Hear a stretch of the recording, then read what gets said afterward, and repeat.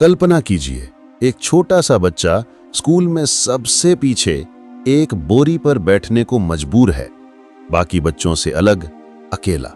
कल्पना कीजिए उस बच्चे की जिसे प्यास लगी है, लेकिन वो स्कूल के नल से पानी नहीं पी सकता, क्योंकि उसका स्पर्श उस पानी को अपवित्र कर देगा। उसे तब तक इंतजार करना पड़ता है जब तक चपरासी आकर ऊपर से उसके हाथों में पानी न डाल दे।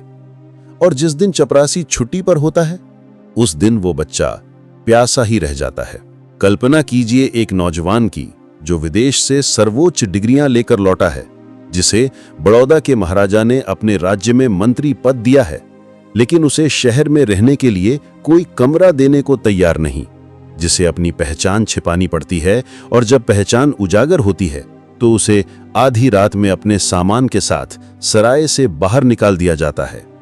वो उस रात एक पेड़ के नीचे बैठकर रोता है और सोचता है, अगर इतनी ऊंची शिक्षा के बाद भी मेरा ये हाल है, तो मेरे उन करोड़ों भाई बहनों का क्या होता होगा जिनके पास ना शिक्षा है ना शक्ति। ये कल्पना नहीं, ये हकीकत थी। ये उस इंसान की हकीकत थी जिसने अपमान के घूंट पीकर ज्ञान को अपना हथियार बनाया, जिसने तिरस्कार की आग में तपकर करोड़ों लोगों के लिए सम्मान का आसमान तैयार किया। ये कहानी है उस भीमराव की, जिसने अपनी हिम्मत और बुद्धि से भारतीय समाज की चट्टान जैसी जड़ हो चुकी व्यवस्था पर ऐसी चोट की कि आने वाली सदियों तक उसकी गूंज सुनाई देगी। ये कहानी है बोधिसत्व, भारत रत्न बाबा साहेब डॉक्टर भीमराव रामजी अंबेडकर की। नमस्कार दोस्तों, बुक तारांग के इस विशेष एपिसोड में आपका तहे दिल से स्वागत है। मैं हूं आपका दोस्त और होस्ट, और आज हम किसी किताब की नहीं बल्कि उस शख्सियत की जिंदगी के पन्ने पलटने जा रहे हैं जिसने खुद भारत की सबसे बड़ी किताब हमारा संविधान लिख दी। आज हम सिर्फ एक नेता या समाज सुधारक की बात नहीं करेंगे।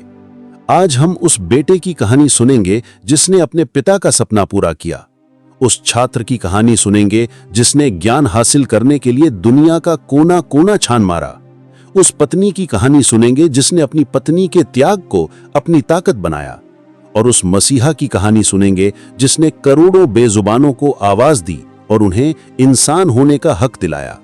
तो अपनी कुर्सी की पेटी बांध लीजिए, अपने दिल और दिमाग को खुला रखिए, क्योंकि अगले 30-40 मिनट हम इतिहास के उस महानायक की जीवन यात्रा पर निकलने वाले हैं, जिसकी कहानी सुनकर आपकी सोच और शायद आपकी जिंदगी भी बदल सकती है। ये सफर है अंधेरे से उजाले का, अपमान से आत्मसम्मान का, और एक इंसान के भगवान बन जाने का। ये है बाबा साहेब की गाथा। कहानी शुरू होती है 14 अप्रैल 1891 को मध्य प्रदेश के महू शहर की एक सैनिक छावनी में। पिता रामजी मालोजी सकपाल और मां भीमाबाई की 14वीं और आखिरी संतान के रूप में एक बालक ने जन्म लिया, जिसका नाम रखा गया भीमराव। पिता सेना में सूबेदार थे और कबीर पंथ के अनुयायी थे। अनुशासन और शिक्षा के प्रति उनका गहरा लगाव था। लेकिन उस घर में एक और चीज थी जो उनके साथ साये की तरह चलती थी, उनकी जाति। वे महार जाति के थे, जिसे उस समय का समाज अछूत मानता था। ये शब्द सुनने में जितना छोटा है, इसका जहर उतना ही गहरा था। भीमराव का बचपन आम बच्चों जैसा नहीं था। खेलकूद से ज्यादा उन्होंने भेदभाव और अपमान का सामना किया। जब उनके पिता रिटायर होकर महाराष्ट्र के सतारा में बसे, तो भीमराव का दाखिला एक सरकारी स्कूल में करा दिया गया। यहीं से उस बच्चे ने सामाजिक क्रूरता का पहला पाठ पढ़ा। उन्हें क्लास के अंदर बैठने की इजाजत नहीं थी। वे दरवाजे के पास अपनी लाई हुई एक बोरी पर बैठते थे, जिसे वे रोज घर ले जाते थे, क्योंकि स्कूल की कोई भी चीज उनसे अपवित्र न हो जाए। संस्कृत के शिक्षक ने तो उन्हें संस्कृत पढ़ाने से ही मना कर दिया, ये कहकर के एक अछूत को देववाणी पढ़ने का कोई अधिकार नहीं है। मजबूरन भीमराव को फारसी यानी पर्शियन पढ़नी पड़ी। सोचकर देखिए उस नन्हे बालक के मन पर क्या बीती होगी जब वो दूसरे बच्चों को एक साथ पढ़ते, खेलते, पानी पीते देखता होगा और खुद को सबसे अलग थलग पाता होगा। एक घटना ने उनके बाल मन पर बहुत गहरी चोट की। एक बार वे अपने भाइयों के साथ पिताजी से मिलने गोरेगांव जा रहे थे। स्टेशन पर पिताजी नहीं आए तो उन्होंने एक बैलगाड़ी किराए पर ली। गाड़ीवान को जब पता चला कि ये बच्चे अछूत हैं, तो उसने गाड़ी से उतरकर उन्हें खुद गाड़ी चलाने को कहा और खुद गाड़ी के पीछे पीछे पैदल चलने लगा। रास्ते में जब बच्चों को प्यास लगी तो लोगों ने उन्हें कुएं से पानी तक नहीं निकालने दिया। ये अपमानजनक यात्रा भीमराव कभी नहीं भूले। उन्होंने अपनी आत्मकथा वेटिंग फॉर अ वीजा में इस घटना का जिक्र करते हुए लिखा है कि उस दिन उन्हें पहली बार एहसास हुआ कि अछूत होना क्या होता है। एक और किस्सा है, एक बार बारिश में भीगते हुए भीमराव एक घर की दीवार के सहारे खड़े हो गए ताकि बारिश से बच सकें। घर की मालकिन ने जब उन्हें देखा तो चिल्लाकर उन्हें वहां से भगा दिया, ये कहकर के उनके खड़े होने से दीवार अपवित्र हो जाएगी। ये सिर्फ कुछ घटनाएं नहीं थीं, ये उस समाज का कुरूप चेहरा था जिसने इंसान को इंसान समझना बंद कर दिया था। लेकिन यही अपमान, यही तिरस्कार भीमराव के अंदर एक आग जला रहा था, एक ऐसी आग जो भविष्य में सामाजिक क्रांति की मशाल बनने वाली थी।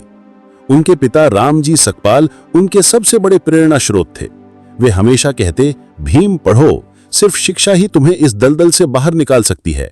पिता की यही बात भीमराव के जीवन का मूल मंत्र बन गई। उन्होंने तय कर लिया कि वो इतना पढ़ेंगे, इतना ज्ञान हासिल करेंगे कि दुनिया को उनके सामने झुकना पड़ेगा। अपमान और संघर्षों के बीच भीमराव की पढ़ाई जारी रही। वे पढ़ने में असाधारण रूप से तेज थे। 1907 में उन्होंने बॉम्बे के एल्फिंस्टन हाई स्कूल से मैट्रिक की परीक्षा पास की। ये एक ऐतिहासिक क्षण था क्योंकि अपनी जाति में मैट्रिक पास करने वाले वे पहले छात्र थे। इस सफलता पर उनके समुदाय में जश्न मनाया गया। उनके एक शिक्षक कृष्णाजी अर्जुन केलुस्कर, जो उनकी प्रतिभा से बहुत प्रभावित थे, उन्होंने उन्हें महात्मा बुद्ध की जीवनी भेंट की और उन्हें आगे की पढ़ाई के लिए बड़ौदा के प्रगतिशील महाराजा सयाजीराव गायकवाड़ तृतीय से मिलवाया। महाराजा गायकवाड़ शिक्षा के बड़े पारखी थे। उन्होंने भीमराव की प्रतिभा को पहचाना और उन्हें 25 रुपए महीने की स्कॉलरशिप दी, जिससे उन्होंने 1912 में बॉम्बे यूनिवर्सिटी के एल्फिंस्टन कॉलेज से राजनीति विज्ञान और अर्थशास्त्र में ग्रेजुएशन पूरी की। लेकिन भीमराव की ज्ञान की प्यास अभी बुझी नहीं थी। वे दुनिया के सर्वश्रेष्ठ संस्थानों में पढ़ना चाहते थे। एक बार फिर महाराजा सयाजीराव गायकवाड़ देवदूत बनकर सामने आए। उन्होंने भीमराव को अमेरिका की कोलंबिया यूनिवर्सिटी में पढ़ने के लिए स्कॉलरशिप दी। साल 1913 भीमराव अंबेडकर के लिए एक नई दुनिया का दरवाजा था। न्यूयॉर्क में पहली बार उन्होंने आजादी का स्वाद चखा। वहां कोई उनसे उनकी जाति नहीं पूछता था। वहां वे सिर्फ एक मेधावी छात्र थे। उन्होंने खुद को पूरी तरह से पढ़ाई में झोंक दिया। वे दिन में 18 घंटे पढ़ते थे। लाइब्रेरी खुलने पर सबसे पहले अंदर जाते और बंद होने पर सबसे आखिर में बाहर निकलते। उनकी मेहनत रंग लाई। 1915 में उन्होंने अर्थशास्त्र में एमए की डिग्री हासिल की, जिसके लिए उन्होंने एंशिएंट इंडियन कॉमर्स पर शोध प्रबंध लिखा। इसी साल 1916 में उन्होंने अपने प्रसिद्ध शोध castes in India, there mechanism, genesis and development को प्रस्तुत किया। इसी साल वे अपनी पीएचडी के लिए London school of economics LSE चले गए। लेकिन किस्मत को कुछ और ही मंजूर था। बड़ौदा से मिली उनकी स्कॉलरशिप खत्म हो गई और उन्हें मजबूरन भारत लौटना पड़ा। महाराजा के साथ हुए समझौते के अनुसार उन्हें बड़ौदा राज्य की सेवा करनी थी। वे महाराजा के मिलिट्री सेक्रेटरी बने और यहीं पर जिंदगी ने उन्हें फिर से उसी क्रूर हकीकत के सामने ला खड़ा किया। अमेरिका और लंदन की आजाद हवा में सांस लेने वाले डॉक्टर अंबेडकर को बड़ौदा में कोई रहने के लिए घर देने को तैयार नहीं।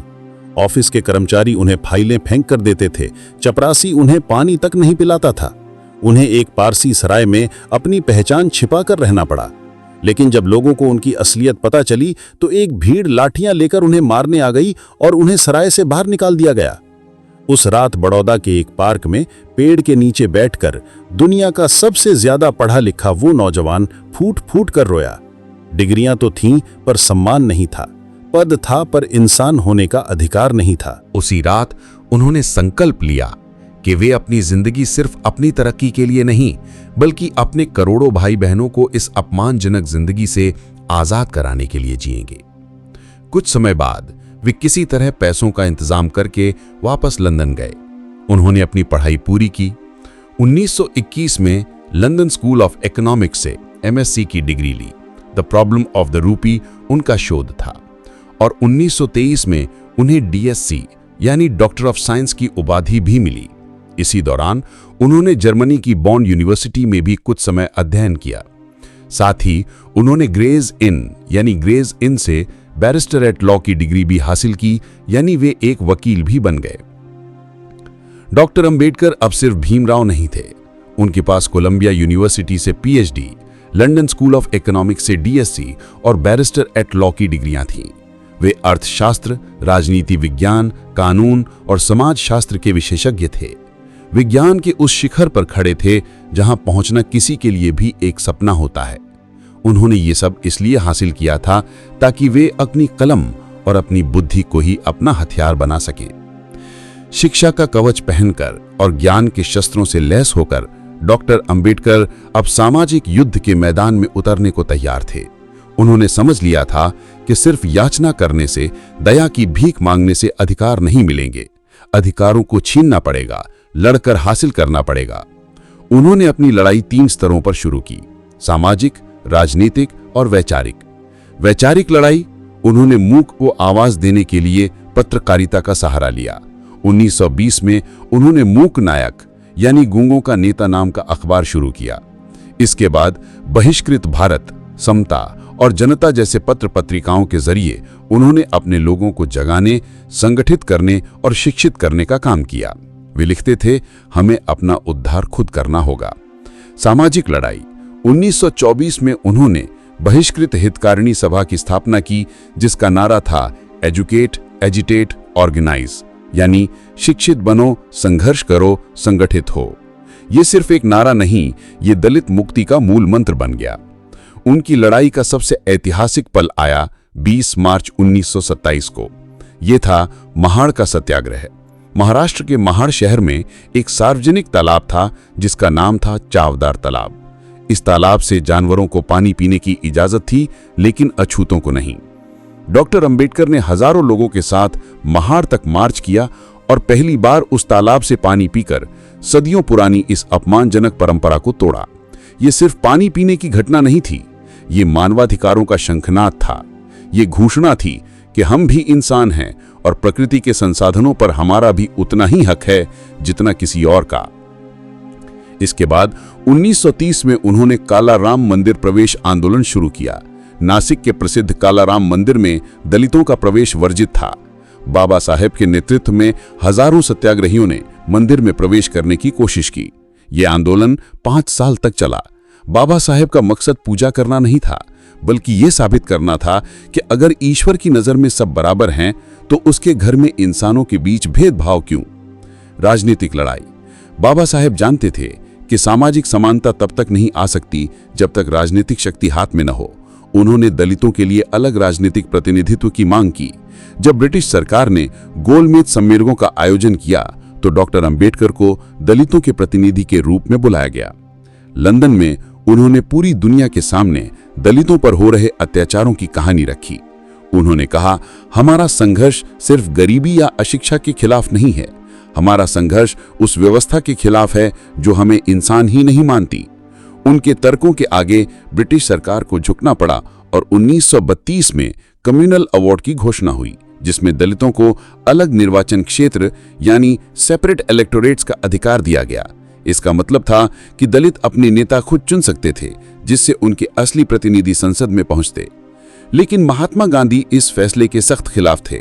उनका मानना था कि इससे हिंदू समाज हमेशा के लिए बंट जाएगा। उन्होंने पूना की यरवदा जेल में आमरण अनशन शुरू कर दिया। पूरे देश का दबाव डॉक्टर अंबेडकर पर आ गया। एक तरफ उनके करोड़ों लोगों के राजनीतिक अधिकार थे और दूसरी तरफ गांधी जी का जीवन। ये एक बेहद कठिन और भावनात्मक क्षण था। अंत में गांधी जी के जीवन को बचाने के लिए डॉक्टर अंबेडकर को झुकना पड़ा। 24 सितंबर 1932 को डॉक्टर अंबेडकर और गांधी जी के समर्थकों के बीच पूना पैक्ट पर हस्ताक्षर हुए। इसके तहत दलितों ने अलग निर्वाचन क्षेत्र की मांग छोड़ दी और बदले में उन्हें प्रांतीय विधानमंडलों में आरक्षित सीटें दी गईं, जो पहले से दोगुनी थीं। भले ही बाबा साहेब को समझौता करना पड़ा, लेकिन उन्होंने दलितों के राजनीतिक प्रतिनिधित्व को भारतीय राजनीति के केंद्र में स्थापित कर दिया था। उनकी लड़ाई ने सोए हुए समाज को झकझोर दिया था और दलित चेतना को एक नई ऊर्जा दी थी। 15 अगस्त 1947 भारत आजाद हुआ, लेकिन ये आजादी अधूरी थी। अब जरूरत थी एक ऐसे दस्तावेज की जो इस नए राष्ट्र की आत्मा को परिभाषित करे, एक ऐसी किताब की जो करोड़ों भारतीयों के लिए न्याय, स्वतंत्रता, समानता और बंधुत्व का वादा करे। जरूरत थी एक संविधान की, और जब स्वतंत्र भारत के भविष्य को लिखने की जिम्मेदारी देने की बात आई तो सबकी नजरें एक ही शख्स पर जाकर टिकी, डॉक्टर भीमराव रामजी अंबेडकर। वही व्यक्ति जिसे कभी स्कूल में बैठने नहीं दिया गया, आज पूरे देश की तकदीर लिखने जा रहा था। 29 अगस्त 1947 को उन्हें संविधान की प्रारूप समिति यानी ड्राफ्टिंग कमेटी का अध्यक्ष चुना गया। ये एक विशाल और चुनौतीपूर्ण काम था। भारत जैसे विविधतापूर्ण देश के लिए, जहां सैकड़ों भाषाएं, धर्म और संस्कृतियां थीं, एक सर्वमान्य संविधान बनाना किसी चमत्कार से कम नहीं था। डॉक्टर अंबेडकर ने इस जिम्मेदारी को अपनी जिंदगी का सबसे बड़ा मिशन बना लिया। खराब स्वास्थ्य के बावजूद वे हर दिन घंटों काम करते। उन्होंने दुनिया के लगभग 60 देशों के संविधानों का अध्ययन किया। संविधान सभा में होने वाली हर बहस में उन्होंने हिस्सा लिया, हर सवाल का जवाब दिया, हर शंका का समाधान किया। वे सिर्फ एक कानूनी दस्तावेज नहीं बना रहे थे, वे एक सामाजिक क्रांति का घोषणा पत्र लिख रहे थे। उन्होंने संविधान की प्रस्तावना में न्याय, स्वतंत्रता, समता और बंधुत्व के आदर्शों को स्थापित किया। अनुच्छेद 17 यानी आर्टिकल 17 के जरिए उन्होंने अस्पृश्यता यानी छुआछूत को हमेशा के लिए एक दंडनीय अपराध बना दिया। जो अपमान उन्होंने बचपन में सहा था, वो आने वाली पीढ़ियों को न सहना पड़े, इसका उन्होंने कानूनी इंतजाम कर दिया। उन्होंने समाज के पिछड़े वर्गों, अनुसूचित जातियों और जनजातियों के लिए सरकारी नौकरियों और शिक्षण संस्थानों में आरक्षण का प्रावधान किया, ताकि सदियों से पीछे धकेल दिए गए लोग मुख्य धारा में आ सकें। यह कोई भीख नहीं थी, बल्कि प्रतिनिधित्व का अधिकार था। उन्होंने महिलाओं को अभूतपूर्व अधिकार दिए, संपत्ति में अधिकार, तलाक का अधिकार, बराबरी का अधिकार। वे मानते थे कि किसी भी समाज की प्रगति इस बात से मापी जानी चाहिए कि वहां की महिलाओं ने कितनी प्रगति की है। बाद में इसी सोच के आधार पर उन्होंने हिंदू कोड बिल पेश किया, जो भारतीय महिलाओं के लिए एक क्रांतिकारी कानून था। उन्होंने एक व्यक्ति, एक वोट, एक मूल्य यानी one man one vote one value के सिद्धांत को स्थापित किया, जिससे हर नागरिक, चाहे वो अमीर हो या गरीब, पुरुष हो या महिला, किसी भी जाति का हो, राजनीतिक रूप से बराबर हो गया। 2 साल 11 महीने और 18 दिन की अथक मेहनत के बाद भारत का संविधान बनकर तैयार हो गया। 26 नवंबर 1949 को इसे संविधान सभा द्वारा अपनाया गया। उस दिन अपना अंतिम भाषण देते हुए डॉक्टर अंबेडकर ने एक चेतावनी भी दी। उन्होंने कहा, 26 जनवरी 1950 को हम एक विरोधाभासी जीवन में प्रवेश करने जा रहे हैं। राजनीति में हमारे पास समानता होगी, लेकिन सामाजिक और आर्थिक जीवन में हमारे पास असमानता होगी। हमें इस विरोधाभास को जल्द से जल्द खत्म करना होगा, वरना जो लोग इस असमानता से पीड़ित हैं, वो इस राजनीतिक लोकतंत्र के ढांचे को ध्वस्त कर देंगे। वे जानते थे कि संविधान लागू कर देना ही काफी नहीं है, उसके आदर्शों को जमीन पर उतारना असली चुनौती है।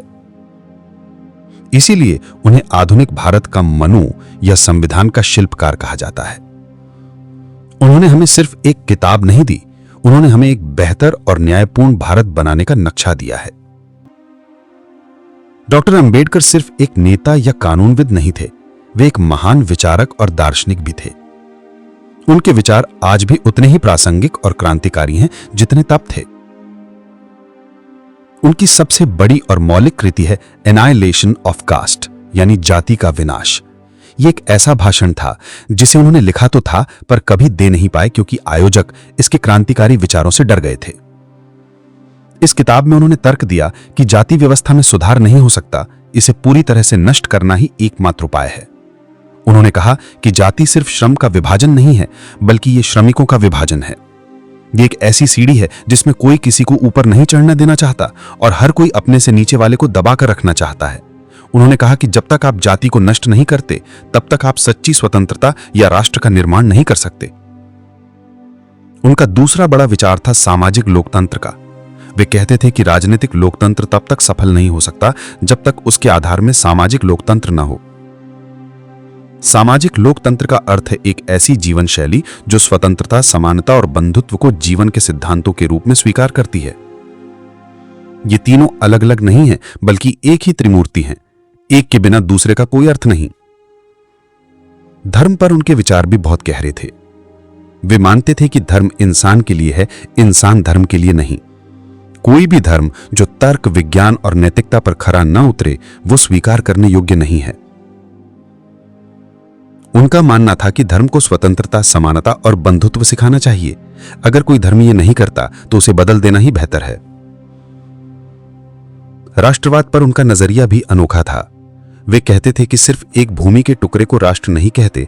राष्ट्र तब बनता है जब वहां के लोगों के मन में एक दूसरे के लिए अपनेपन का, भाईचारे का भाव हो, और जाति व्यवस्था इस भाईचारे की सबसे बड़ी दुश्मन है। बाबा साहेब का दर्शन सिर्फ दलितों के लिए नहीं था, बल्कि पूरे भारतीय समाज के लिए था। वे एक ऐसे भारत का सपना देखते थे जहां किसी व्यक्ति की पहचान उसकी जाति से नहीं बल्कि उसकी काबिलियत से हो, जहां हर किसी को आगे बढ़ने का समान अवसर मिले, जहां कोई किसी पर अत्याचार ना करे। उनका दर्शन शोषण और अन्याय के खिलाफ एक विद्रोह था। डॉक्टर अंबेडकर ने अपना पूरा जीवन हिंदू धर्म के अंदर रहकर सामाजिक सुधार की कोशिशों में लगा दिया। उन्होंने मंदिर प्रवेश आंदोलन किए, शास्त्रों का अध्ययन किया, नेताओं से बहस की, लेकिन अंत में वे इस नतीजे पर पहुंचे कि जिस धर्म की नींव ही असमानता पर टिकी हो, उसमें रहकर समानता हासिल नहीं की जा सकती। 1935 में येवला में एक सम्मेलन में उन्होंने एक ऐतिहासिक घोषणा की जिसने पूरे देश में भूचाल ला दिया। उन्होंने कहा, मैं हिंदू के रूप में पैदा हुआ क्योंकि यह मेरे वश में नहीं था, लेकिन मैं हिंदू के रूप में मरूंगा नहीं, यह मेरे वश में है। इसके बाद उन्होंने दुनिया के सभी प्रमुख धर्मों का गहराई से अध्ययन किया। वे एक ऐसा धर्म चाहते थे जो विज्ञान, तर्क, नैतिकता और समानता पर आधारित हो, और उनकी ये खोज बौद्ध धम्म पर आकर खत्म हुई। बुद्ध की शिक्षाओं करुणा, प्रज्ञा, समता में उन्हें अपने करोड़ों लोगों की मुक्ति का मार्ग दिखाई दिया। आखिरकार 14 अक्टूबर 1956 को विजयदशमी के दिन नागपुर की दीक्षा भूमि पर एक ऐतिहासिक घटना घटी। डॉक्टर अंबेडकर ने अपने लगभग 5 लाख अनुयायियों के साथ बौद्ध धर्म की दीक्षा ली। यह दुनिया के इतिहास में सबसे बड़ा सामूहिक धर्मांतरण था। यह सिर्फ धर्म परिवर्तन नहीं था, यह आत्मसम्मान और स्वतंत्रता की एक सामूहिक घोषणा थी। यह उस अपमानजनक व्यवस्था को पूरी तरह से त्याग देने का ऐलान था जिसने उन्हें हजारों साल तक दबा कर रखा था। इस अवसर पर बाबा साहेब ने अपने अनुयायियों को 22 प्रतिज्ञाएं, 22 वाउज दिलाईं। ये प्रतिज्ञाएं बौद्ध धर्म अपनाने की प्रक्रिया का एक महत्वपूर्ण हिस्सा थी। ये सिर्फ धार्मिक वचन नहीं बल्कि एक सामाजिक और सांस्कृतिक क्रांति का एजेंडा थी। इन प्रतिज्ञाओं में से कुछ प्रमुख थीं। मैं ब्रह्मा, विष्णु और महेश में कोई विश्वास नहीं करूंगा और न ही उनकी पूजा करूंगा। मैं राम और कृष्ण जो भगवान के अवतार माने जाते हैं, मैं कोई आस्था नहीं रखूंगा और न ही उनकी पूजा करूंगा। मैं गौरी, गणपति और हिंदुओं के अन्य देवी देवताओं में आस्था नहीं रखूंगा और न ही उनकी पूजा करूंगा। मैं ये नहीं मानूंगा कि ईश्वर ने अवतार लिया है। मैं ये मानूंगा कि बौद्ध धर्म ही सच्चा धर्म है। मैं समानता की स्थापना के लिए प्रयास करूंगा। ये प्रतिज्ञाएं उस सामाजिक धार्मिक ढांचे पर सीधा प्रहार थीं जो जाति व्यवस्था को बनाए रखता था। बौद्ध धर्म अपनाकर बाबा साहेब ने अपने लोगों को एक नई पहचान दी, एक नया गौरव दिया और एक ऐसा रास्ता दिखाया जिस पर चलकर वे आत्मसम्मान के साथ जी सकते थे। बाबा साहेब कहा करते थे कि कलम, कागज और स्याही मेरे हथियार हैं। वे सिर्फ एक आंदोलनकारी नहीं थे बल्कि एक महान लेखक और विद्वान थे। उन्होंने अर्थशास्त्र, समाजशास्त्र, कानून, इतिहास और राजनीति पर दर्जनों किताबें और शोध पत्र लिखे। उनकी लिखी हर किताब एक मील का पत्थर है। उनकी कुछ सबसे महत्वपूर्ण रचनाएं हैं एनाहिलेशन ऑफ कास्ट, जाति का विनाश, जैसा कि हमने बात की। यह उनकी सबसे क्रांतिकारी किताब है जो जाति व्यवस्था की जड़ों पर प्रहार करती है। हु वर द शूद्रास, शूद्र कौन थे? इस किताब में उन्होंने ऐतिहासिक और धार्मिक ग्रंथों का विश्लेषण करके यह सिद्ध किया कि शूद्र मूल रूप से आर्य क्षत्रिय थे जिन्हें ब्राह्मणों ने बाद में सबसे निचले वर्ण में ढकेल दिया।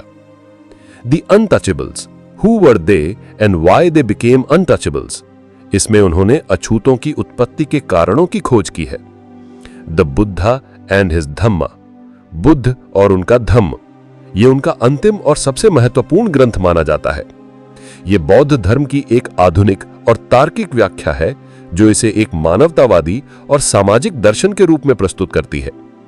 द प्रॉब्लम ऑफ द रूपी, its origin and its solution, ये अर्थशास्त्र पर उनका शोध प्रबंध था जिसके आधार पर भारतीय रिजर्व बैंक की स्थापना की गई। थॉट्स ऑन पाकिस्तान, पाकिस्तान पर विचार, इसमें उन्होंने भारत के विभाजन पर अपने गहन और दूरदर्शी विचार प्रस्तुत किए हैं। रिडल्स इन हिंदुइज्म, हिंदू धर्म की पहेलियां, इसमें उन्होंने हिंदू धर्म ग्रंथों की उन बातों पर सवाल उठाए हैं जो तर्क और नैतिकता के विरुद्ध हैं। ये किताबें आज भी शोधकर्ताओं, छात्रों और समाज सुधारकों के लिए प्रेरणा का स्रोत है। बाबा साहेब का लिखा हुआ साहित्य एक ऐसा खजाना है जो हमें भारतीय समाज की जटिलताओं को समझने और उन्हें बदलने का रास्ता दिखाता है। बाबा साहेब के विचार किसी मशाल की तरह हैं जो आज भी हमारा मार्गदर्शन करते हैं। उनके कहे शब्द सिर्फ वाक्य नहीं बल्कि जीवन बदलने वाले मंत्र हैं। आइए उनके कुछ सबसे शक्तिशाली विचारों को महसूस करने की कोशिश करते हैं। शिक्षित बनो, संगठित रहो और संघर्ष करो। Be educated, be organised and be agitated. ये उनका सबसे प्रसिद्ध नारा है जो सफलता का पूरा रोड मैप बताता है। जीवन लंबा होने के बजाय महान होना चाहिए। Life should be great rather than long. ये उनके खुद के जीवन का सार है। मैं किसी समुदाय की प्रगति को उस डिग्री से मापता हूं जो महिलाओं ने हासिल की है। I measure the progress of a community by the degree of progress which women have achieved. यह दिखाता है कि वे महिला सशक्तिकरण के कितने बड़े पैरोकार थे।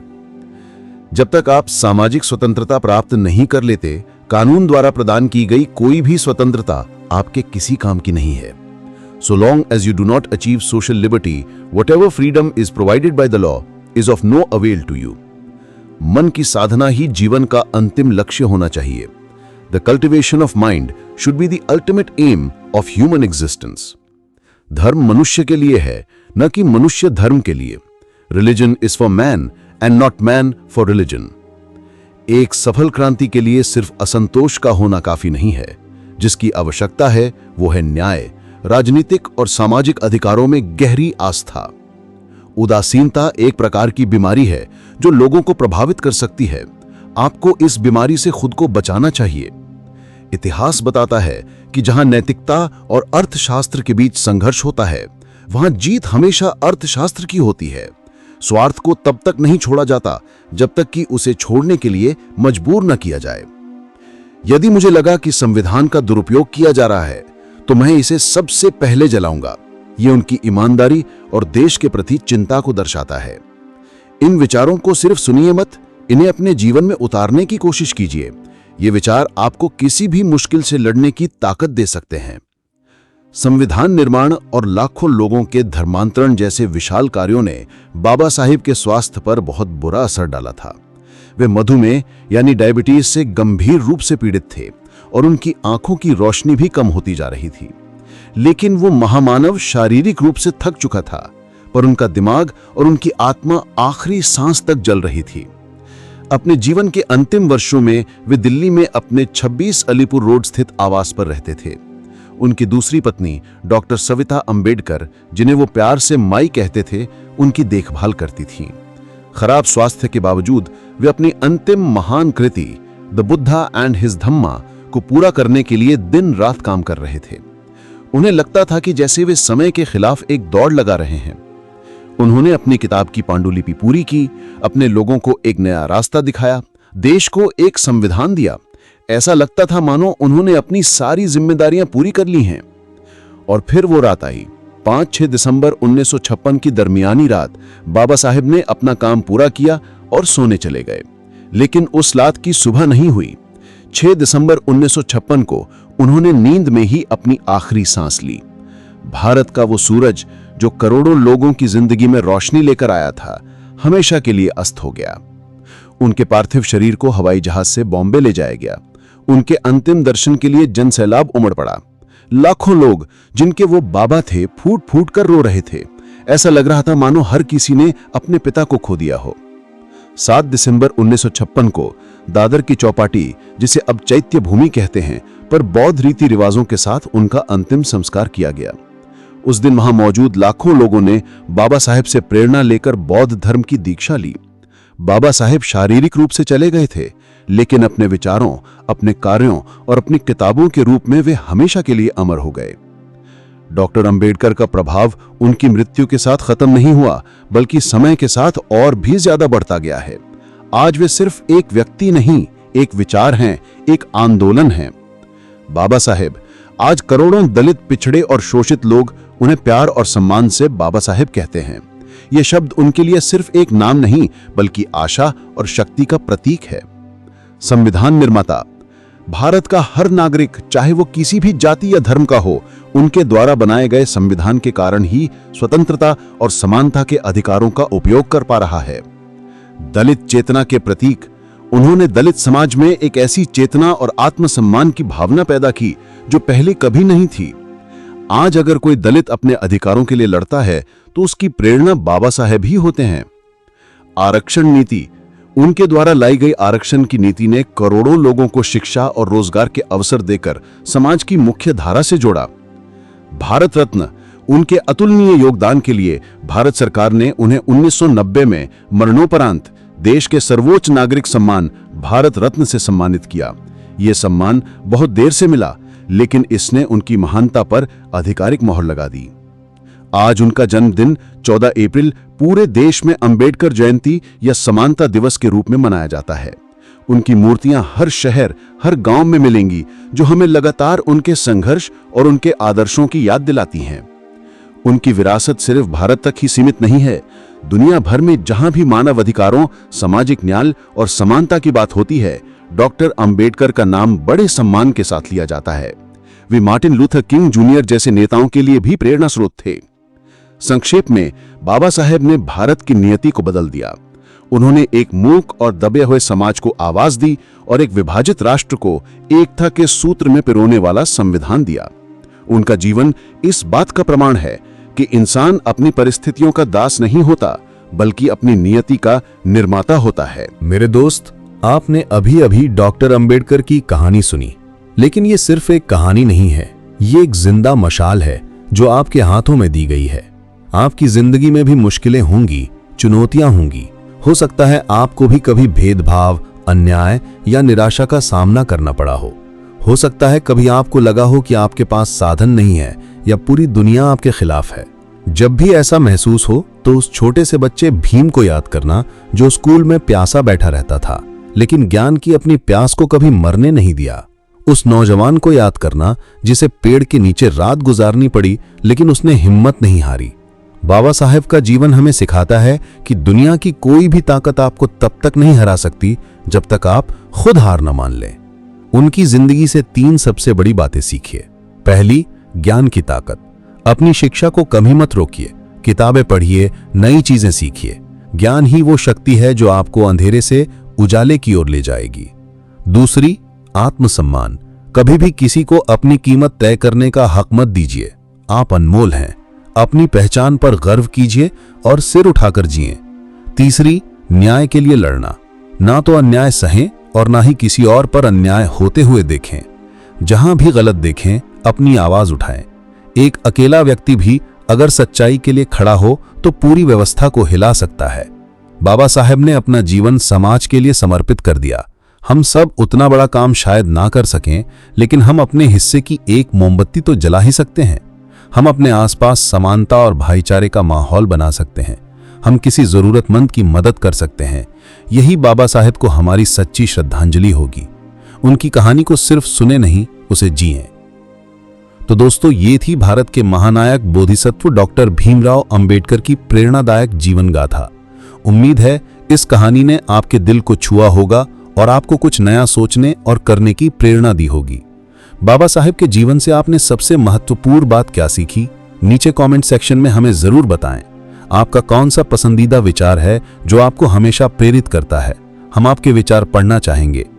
अगर आपको हमारी ये कोशिश पसंद आई हो तो इस ऑडियो बुक को लाइक करें और इसे अपने दोस्तों और परिवार के साथ ज्यादा से ज्यादा शेयर करें।